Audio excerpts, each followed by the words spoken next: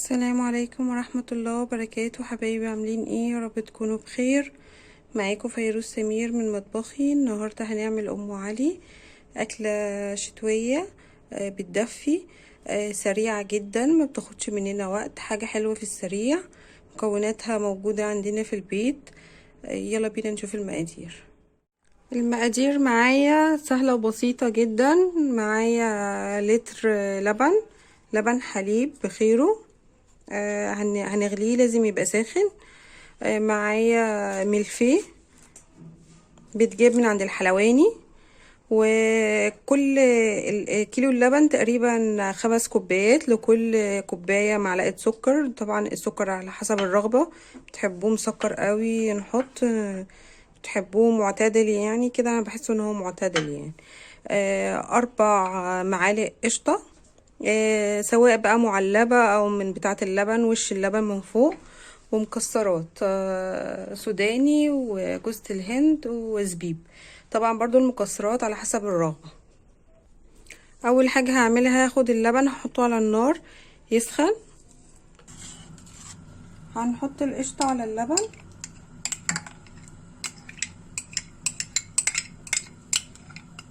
هتسخن معاه عشان تفك. انا اصلا مطلعاها من الفريزر علشان تفك معاه. وهحط السكر وهحطهم على النار.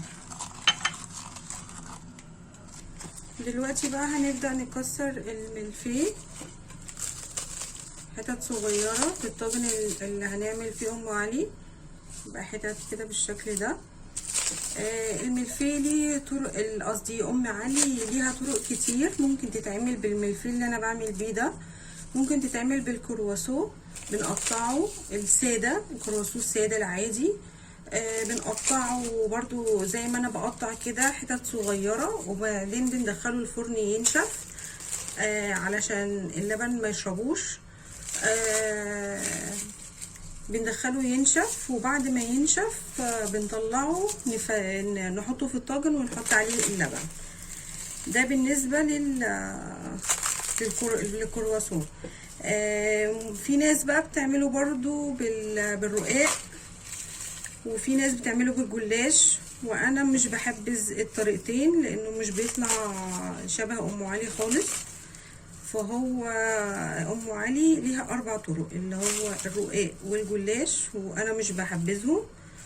وطريقتين تانيين اللي هو الملفيه دوت، او الكرواسون، او الباف باستري برضو بيتجاب. والباف باستري بتتجاب من السوبر ماركت وبتتفرد، هي عامله زي عجينه البيتزا، بتتفرد بالايد وبتتحط في الفرن لحد ما تنشف وتبقى عامله شبه الملفيه كده. وبتطلع بنقطعها نقطعها ونعملها برضو بنفس الطريقه باللبن.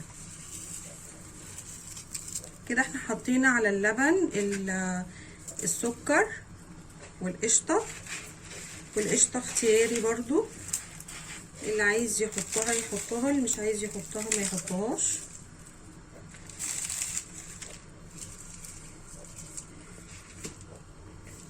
وبرضو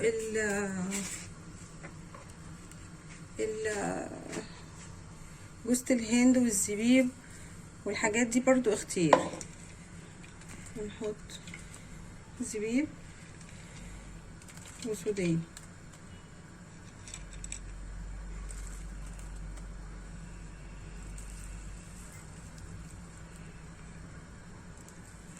بس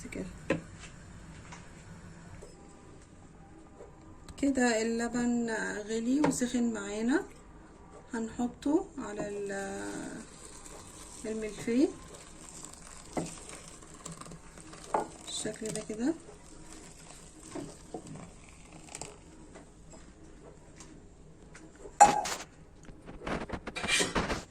هنقلبها وندخلها على الشوايه. هي مش هتحتاج تسخن، هو هتحتاج بس ان الوش بتاعها يحمر، ياخد لون بس. ودي كده ام علي بعد ما خرجت من الفرن. حطيتها على الشواية بس لان اللبن سخن. طعمها جميل وبتدفي في الشتاء. لو عجبكم الفيديو ما تنسوش لايك وشير وسبسكرايب، ما تنسوش تفعلوا الجرس.